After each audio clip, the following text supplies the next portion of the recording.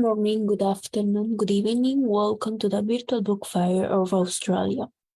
From Spain, the writer María del Pilar Herrero with the presentation Azul y Verde en 246.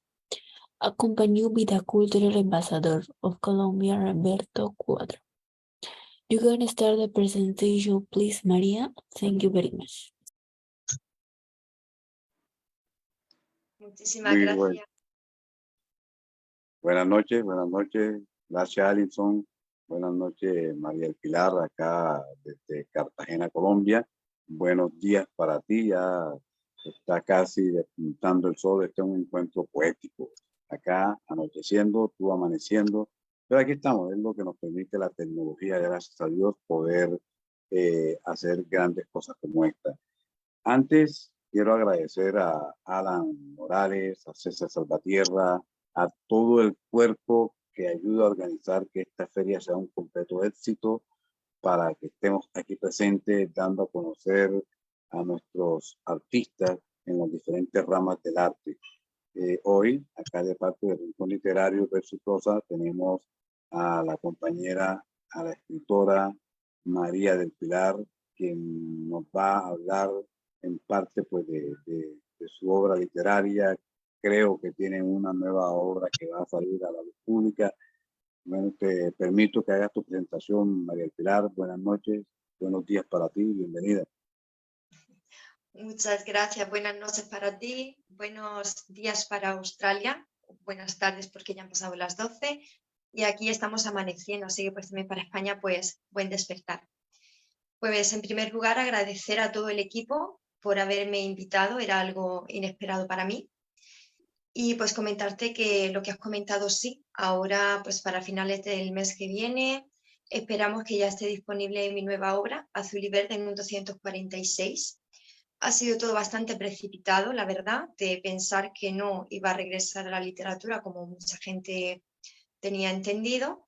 Y en el tiempo de menos de un mes, que fue en agosto, pues el entrar de nuevo al mundillo y poder volver a firmar un contrato bastante interesante por el que decidí, bueno, pues estar aquí otra vez de nuevo. Bueno, eso es importantísimo porque de pronto tú que habías pensado que no ibas a te dabas por retirada de la escritura, pero ese es como muchos artistas, cuando pisan un escenario, difícilmente se van a retirar, regresan, y es lo que ha ocurrido de pronto contigo. Cuéntanos brevemente cómo de pronto fue esa transición de retirarte, de regresar, y también en parte pues después hablamos un poco de los libros que ya has publicado. Pues te comento, yo comencé a los 17 años con mi primer libro que se titulaba Pensamientos de un adolescente, sentimiento puro. Y después de ahí, pues terminé concluyendo con 5 obras, novela, cuento metafórico y poesía. Toqué varias ramas.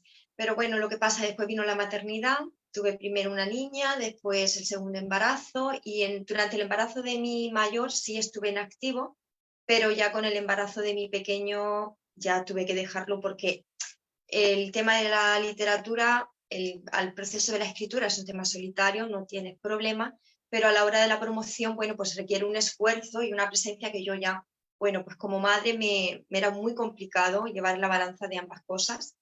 Y entonces pues me tomé ahí un freno. También es cierto que mucha gente sabe, bueno, que estaba un poquito quemada en el aspecto de que para un escritor novel, pues no es fácil, nada más que estás unos días un poquito parada, ya sabes que luego cuesta remontar. Entonces, entre unas cosas y otras, pues dije, pues bueno, aquí freno. Pero tuve la suerte de coincidir con escritores como Arturo Pérez Reverte, Jerónimo Tristante, Juan Eslava, Carmen Posadas, que aquí en España, bueno, pues y a nivel internacional son escritores bastante conocidos.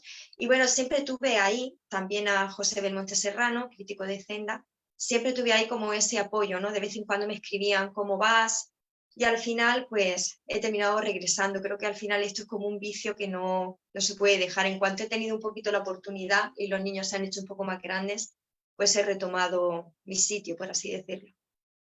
¿Te sientes satisfecha con lo que has logrado hasta ahora en tu retorno a la escritura, a la literatura? Sí, la verdad es que sí. En estos momentos, Háblanos de esa nueva producción, de ese nuevo hijo literario que estás casi trayendo a la luz. ¿Cómo se llama? Ya pues en un momento dado me contaste algo de esa historia, del título de eso, pero vamos a contarle a al personal de la feria, de esta feria del libro virtual internacional. ¿Cómo fue? ¿Cómo se llama? ¿Y qué ocurrió? ¿Por qué llegó ese nombre? pues te comento. El libro se titula Azul y Verde en un 246. Es un poemario que lo ha prologado Juan Antonio Pellicer, que es el delegado internacional de la Unión de Escritores. Pues bien, ¿qué pasó? En ese tiempo en el que yo había dejado de publicar, escribí muchísimo, pero no lo ordenaba. Escribía en cualquier sitio, lo dejaba. Y una noche, pues ya de estas noches que empecé a soñar, yo sueño muchísimo, tengo mucha imaginación y soy bastante activa cuando duermo, y empecé a soñar con un número que era el 246. A día de hoy, lo he explicado en el libro, no tengo claro de haber entendido el significado que el inconsciente quería enviarme, pero es cierto que a partir de ahí empecé a volver a reunir todo lo que estaba escribiendo, a ordenarlo un poquito y colocarlo. Hasta que me di cuenta que evidentemente pues había vuelto a terminar una obra. Y entonces le metí el color azul por la dualidad, esa dualidad que yo viví durante esos años, en el que yo misma decía no voy a escribir, pero no podía. Cuando dejo de escribir me meto en problemas. Como yo digo, es como que necesito ese medio para ser yo, para ser completa o mantenerme bien. Y la palabra verde, el color verde, por la esperanza de que muchas personas más que yo, sobre todo las personas que me conocen, sabían que antes o después acabaría regresando.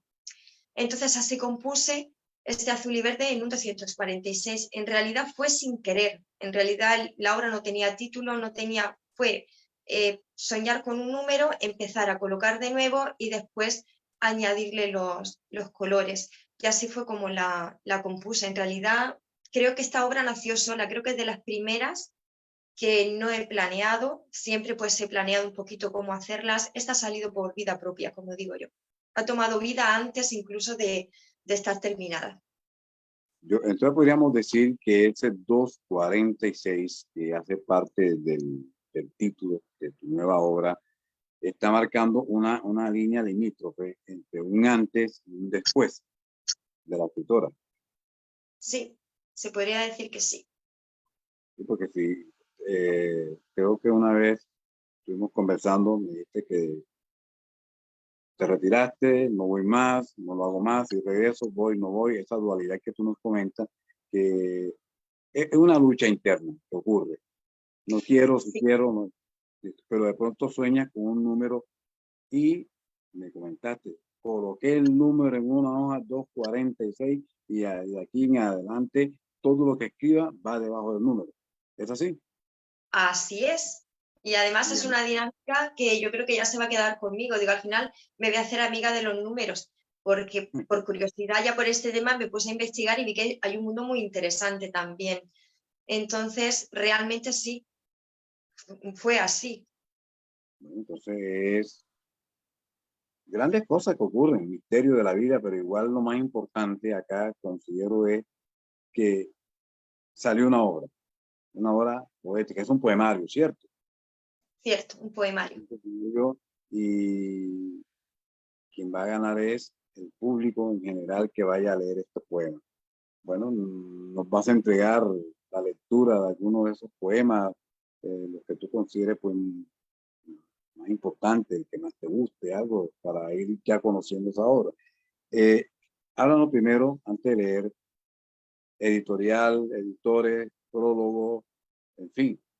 Tienes el prólogo ahí, es muy extenso, se puede leer el prólogo. Pues el prólogo es extenso, pero porque en realidad el prologuista se llama Juan Antonio Pellicer, también es poeta, un poeta bastante rebelde, a mí me gusta muchísimo, también es español, y yo lo conocía porque aquí él me entregó el carnet cuando yo comencé que me declaraba como escritora en aquel tiempo en el que yo pues estaba iniciando. Y entonces pues te puedo leer, si quieres, voy a buscarte alguna parte. Sí, un fragmento para más o menos conocer el pensamiento que tiene el prologuista de ti como escritora. Pues os leo un párrafo que dice así. Reparar en este azul y verde en un 246 es concederse el tiempo para detenernos y adentrarnos en el mágico escenario del que ama así, pleno, total, sin miedos o por el contrario, con todos los del mundo. Es arriesgarse a conocer y reconocernos en cualquier rincón de cualquier verso perdido, lanzarse a un vacío de emociones de las que también el lector puede, de alguna manera, ser protagonista. Okay. Recuérdame el nombre del prologuista. Juan Antonio Pellicer. Perfecto. Bueno, ahora la parte tuya. Poemas. Sí, te comento. Ole Libros, de Valencia. Que me comentas. Y mi editora se llama Cristina, le mando también muchos saludos desde aquí. ¿Todavía no hay una fecha definida para cuándo ya sale a la luz pública? ¿O ya están concretando eso? El libro en octubre ya estará. Okay. Estamos organizando alguna presentación en el club de lectura y algunas firmas, o sea que estamos casi ya. Felicitaciones por eso. Bueno, escuchamos, regálanos ahí anticipadamente algunos poemas de tu Azul Verde 246. Muchísimas gracias. Pues voy a comenzar, he seleccionado uno para hoy, para este espacio, que el libro comienza con él y es un poema que le escribí a Alejandra Pizarnik, una poeta a la que yo pues he admirado siempre y cada día creo que la admiro más. Y dice así: querida poeta, tengo algo que contarte, y es que la noche también mendiga mi sangre. Qué lejos y qué cerca, tan lejos tu cuerpo ya inerte, tan cerca tus versos y pensamientos en el papel. Habrías sido una gran compañera de versos, de meditaciones y locura. Quizás lo seas cuando te recito por casa, con tus obras delante, nuestro shopping sonando, el café esperando y el mundo dormido. Okay. Bien. También tengo otro que he añadido en este libro que se titula A quienes luchan en la guerra.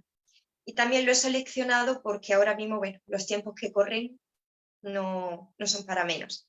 Dice así: vírgenes palabras que vienen a mi paladar amargo, electrizando mis dedos con insistencia, jugando a salir del cuento de la vida que ya muere, muriendo en la vida de un mañana. Vírgenes palabras, cuánto os lastima mi alma en la soledad de la guerra que me siento a ignorar, al saberme esclava de tintas rojas en batallas. Asesinas manos os perpetúan, negros corazones corretean huyendo, aquí donde solo se conoce el hambre y el miedo. No vengáis, pues, con vuestro luto, con poesía no podré armar mis manos, cuando odio te llevas con la elegancia que vistes. Bueno. El siguiente, entre tú, Dios y yo. Alguien me dijo que al cerrar una puerta no se da la espalda. Alguien me dijo que se puede hacer el amor sin necesidad de rozarnos la piel. Alguien me dijo que todo hombre necesita sentirse completo para poder ser. Alguien me enseñó que en el silencio todo lo vivido se intensifica. Alguien me enseñó que donde nadie ve puede haber todo un mundo. Alguien me enseñó que la fe es una necesidad como el respirar. Alguien me demostró que es mejor abrigarse el alma. Alguien me demostró que es mejor proteger el templo. Alguien me demostró que se puede amar lo invisible por entero. Alguien me dijo que era amante de la belleza. Alguien me enseñó a rendirme ante ella. Alguien me demostró que existe Dios. Perfecto. A ver, María del Pilar. Normalmente nosotros tenemos una corriente en la cual pues nos identificamos siguiendo a alguien o imponemos una línea literaria, poética, lo que sea, dentro de qué espacio ubicas tu poesía, dentro de qué espacio ubicas, en qué línea la estás ubicando, cómo sientes que la estás ubicando. Ahorita me dijiste que algo de rebeldía, algo así, ¿cómo la Pues calificas tus propias yo, letras? mi trasfondo, yo siempre lo he comentado, y yo siempre he dicho de intentar poner voz a lo que pasa o a lo que la gran mayoría de la sociedad podemos sentir en un momento y no tienen el medio para hacerlo, no pueden expresarse. Entonces yo creo que un poco de rebeldía sí, por eso de decir no nos vamos a callar, porque vivimos en un mundo en el que cuesta bastante alzar la voz en ciertos temas. Y entonces yo creo que rebeldía y esa necesidad de contar, o cuando observo algo y creo que merece contarse, y descubrí que a través de la poesía podemos contar algo que por muy impactante o por muy fuerte que nos pueda parecer, si lo cuentas de esa manera, al final terminamos recibiendo el mensaje de una manera suave, pero conforme vas avanzando o conforme pasa el tiempo y lo vas meditando, te das cuenta de la carga de información que has podido recibir. Entonces yo creo que sí, digamos que es como un tipo de arma para dar un mensaje de una manera muy suave, pero que creo que deberíamos recibir. Entonces es un juego entre mezclar un mensaje importante, una crítica y sobre todo una emoción que podamos compartir la mayoría de las personas.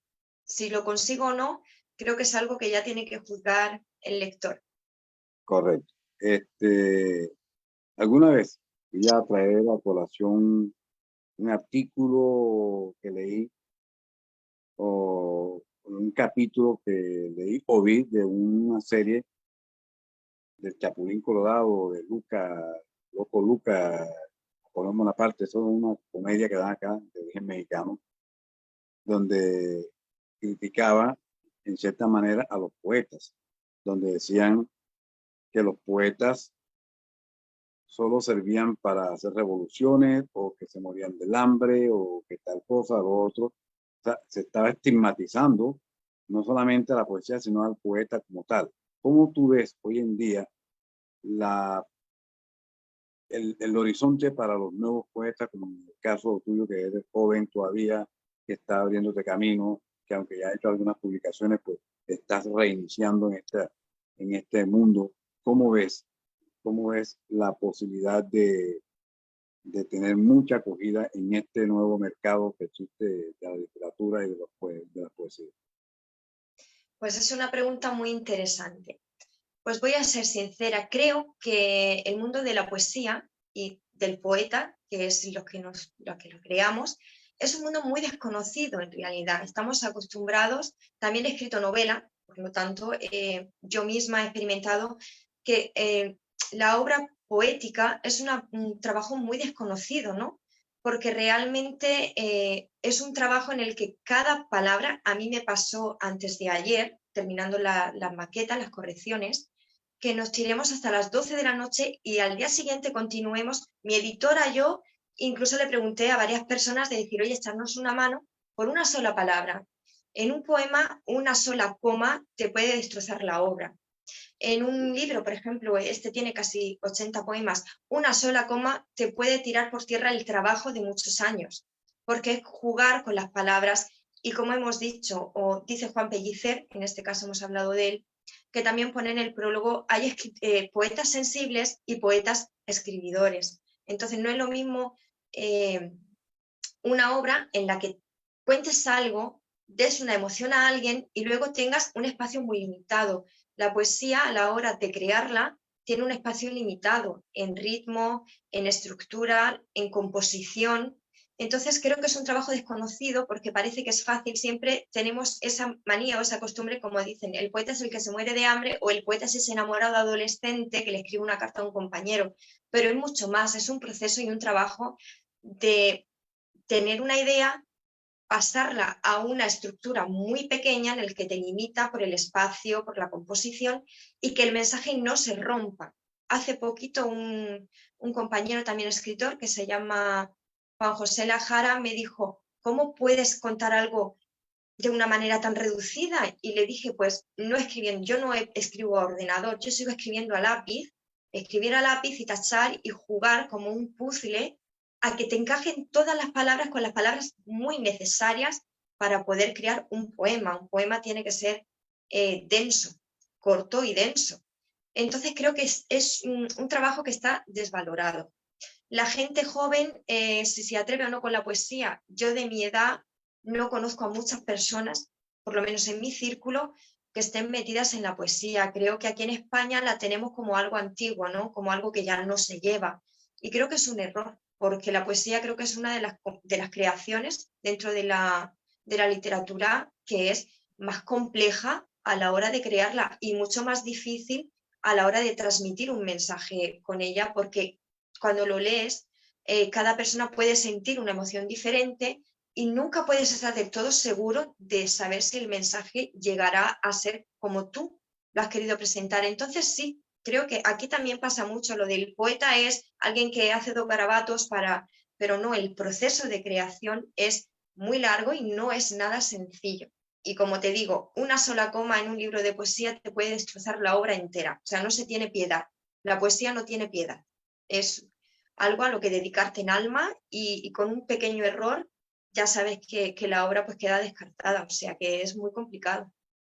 Sí, es muy cierto. La verdad que ya ahí estamos entrando en la parte idiomática, la estructura idiomática, en fin. Y eso que hoy en día la poesía ha quedado libre de ciertas reglas, no como antiguamente que había unas métricas, había unas medidas, había unas sílabas y había que guardar eso para que la poesía se considerara realmente una poesía. Hoy en día es más libre. ¿Cómo tú ves eso? ¿Te inclinas más por la poesía libre o esa poesía tradicional que tiene su medida, una estructura que debe cumplirse? ¿Cuál de las dos te llama más la atención? ¿Cuál te fascina más? ¿Cuál te gusta? ¿Por cuál te vas? A mí me gusta más o sea, la rítmica libre.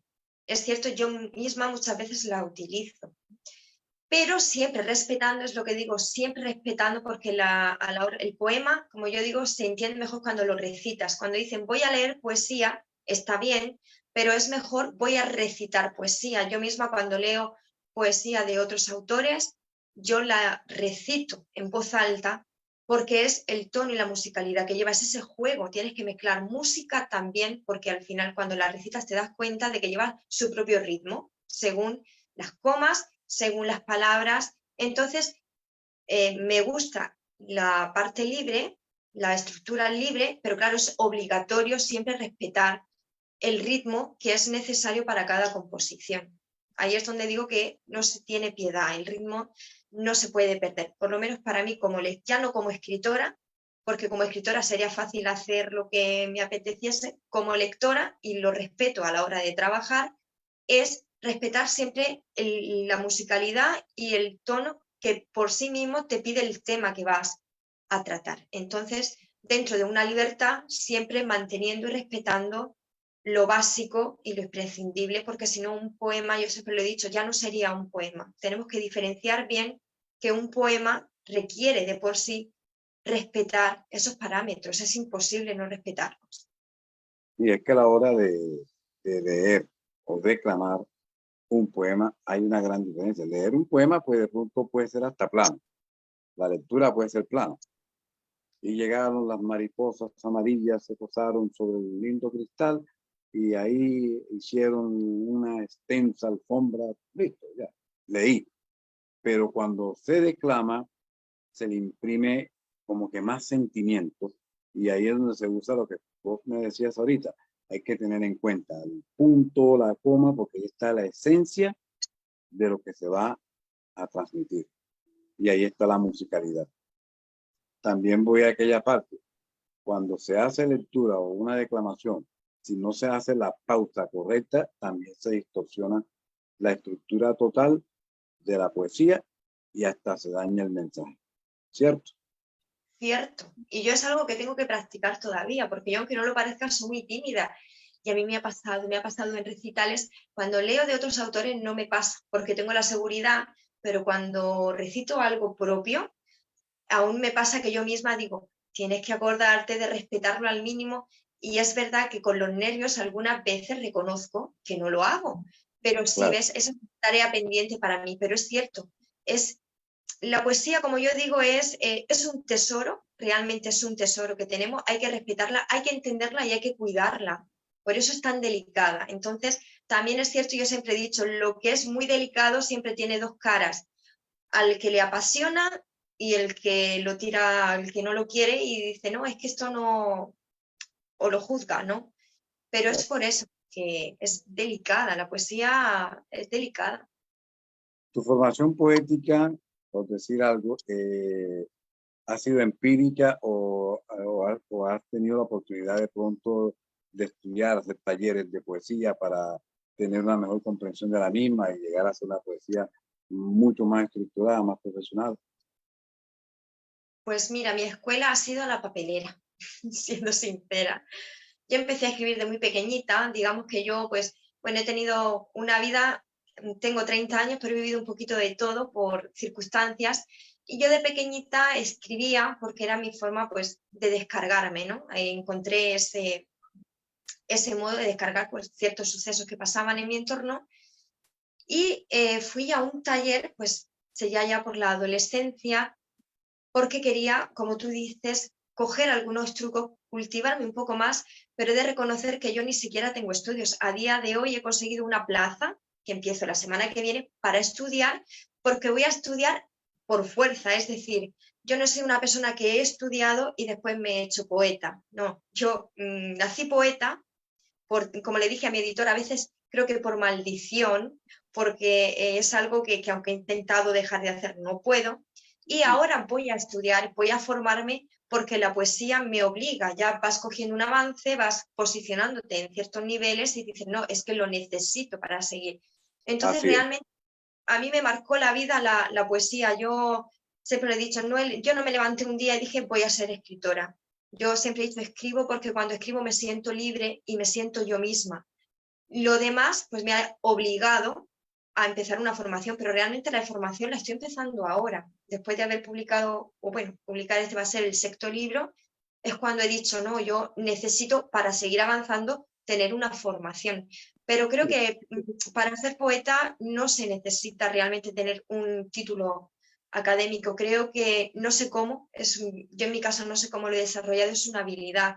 Y el cliché que dicen que todos los poetas son pobres, precisamente porque la mayoría de los poetas son personas que no han sido personas reconocidas en vida, han sido personas muy comunes, muy simples, que han tenido esa habilidad. ¿De dónde ha salido?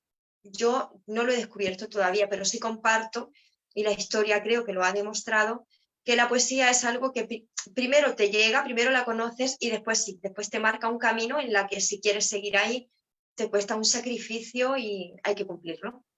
Sí, ya toca ir buscando la forma de estructurar, adquirir ciertos conocimientos, sí, para poder alcanzarla mejor. A ver, cuando yo decía ahorita, del ejemplo ese que te leí de Napoleón Bonaparte y de esa comedia mexicana, ellos criticaban de esa manera. Lucas y el otro personaje es Lucas y Napoleón. Una forma de criticar. Entonces, incluso hay una parte donde dice, no, lo que pasa es que si tú quieres disolver una manifestación, llama a un poeta que lea. Apenas comienza a leer, todo el mundo se va. ¿Ya? La temática de que te mueres de hambre, si eres poeta, te mueres de hambre porque de pronto están mirando aquella parte donde a los poetas no les prestan atención, eso no nos interesa, no compramos su libro y sencillamente no va a ninguna parte, se va a morir de hambre. Pero hoy en día se ha demostrado pues, que hay grandes poetas, o sea, muy reconocidos, grandes en sus letras. O sea, es una cuestión que yo me atrevería a decir que, como todo en la vida, tiene sus niveles, sus altibajos, unos sí, otros no, pero en fin, entonces, eso. Yo me Vamos a hacer atrevería, algo. Comenta, comenta. me atrevería a Dígame. decir, dale, dime tú primero. No, dime, porque vamos a Vale. pasar a otro, antes que terminemos los minutos. Vale, que me atrevería a decir en lo que has comentado que sí, yo creo que, como te he dicho, el trabajo del poeta ha sido el más criticado también, aparte de que es el más duro, el más criticado. Pero si te das cuenta, si miramos, cuando dicen cuando hay como te has dicho, una manifestación o hay una aglomeración, llama a un poeta y la gente se disuelve, pero creo que está demostrado que las rebeliones más grandes o lo que más ha impactado, llama a un filósofo y llama a un poeta y te abren la mente. Es decir, con una suavidad que parece que nadie escucha, con una persona que escuche, con dos, con tres, al final los mensajes que han perdurado en la historia, la mayor parte respetando la parte de la novela, y a los novelistas lo que ha pisado fuerte ha sido la poesía y la filosofía. Por lo tanto, creo que es para rebeldes, yo lo digo, creo que ahí está el detalle. Hay un ejemplo de poesía que marcaron pautas a nivel de la historia de algunos países. Tenemos un Pablo Neruda que era de izquierda y su poesía, pues, que aparentemente no, pues sí marcaba un derrotero. Tenía algunos poemas muy bonitos, románticos, pero también tenía poesía que te hacía despertar y pensar. Entonces, esa, como en la viña del Señor se ve de todo. Bueno, no me han dicho todavía cuántos minutos nos queda, pero sí me gustaría que nos leas siquiera 1, 2, 3 poemitas más antes de irnos, para seguir conociendo tu obra. ¿Tienes alguna página donde puedan visitarte y mirar tus poemas? Aparte de Rincón Literario Verso y Prosa que estás publicando allá, estás compartiendo. Pues mira, estoy también en el grupo Red Internacional de Escritores y tengo mi página, o sea, ya lo que es el tema de las redes sociales. En Facebook, Twitter e Instagram, escritora María del Pilar Herrero. Y luego ya para cualquier cosita, pues ya también la editorial Ole Libros, que cualquier cosita pues me lo comentan. Y sí he de decir que las redes, estamos acostumbrados a utilizarlas mucho, yo las utilizo, depende, ¿vale? Porque como os digo, voy alternando un poquito los estudios, los proyectos, intento siempre poner la información pues, de los eventos, subir alguna frase, algún verso, algún poema a veces completo y participar en varias revistas, pero eso es el portal que tengo ahora mismo, no tengo página web ni blog. Por ahora no me he metido en ello. Bueno, María del Pilar, nos queda 40 segundos para despedirnos. ¿Puedes despedirte? Sí, pues muchos besos, abrazos a todos, gracias a todo el equipo que está ahí detrás para que este espacio sea posible. Gracias por haber contado conmigo. Gracias a todos los lectores, a todos los que no son lectores pero están conociéndome, que están ahí. Y como yo digo, pues que la poesía y que los dioses nos bendigan y de verdad muchísimas gracias. Gracias a ti, María Pilar, por aceptar participar en esta feria, por estar en el grupo Rincón Literario Verso y Prosa, por ser parte de la red de escritores, poetas, amantes de la literatura y la cultura, que es RIEPAL, y que desde ahí estamos visibilizando a muchos escritores y autores que hasta ahora han estado anónimos. Bueno, entonces, gracias a los organizadores de la feria, gracias a la host que nos estuvo acompañando acá en el día de hoy. Muchos besos, abrazos y bendiciones para todos. Nos vemos hasta en una próxima oportunidad. Gracias, bendiciones.